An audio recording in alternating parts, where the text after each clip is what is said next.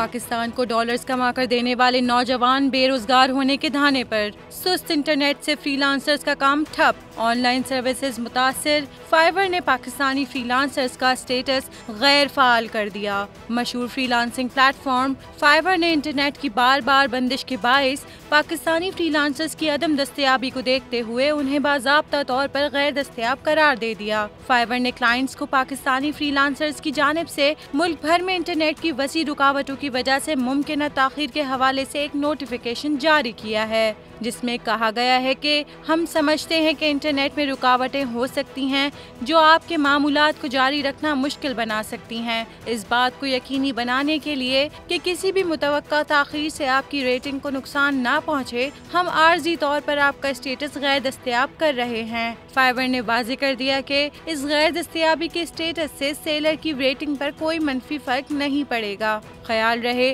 कि पाकिस्तान में इंटरनेट में खलल फ्रीलांसर्स के लिए चैलेंजेस का बायस बना है। इंटरनेट सर्विस के मुतासिर होने से लाखों फ्रीलांसर्स का कारोबार ठप होकर रह गया है, जिससे मईशत को धचका पहुंचेगा।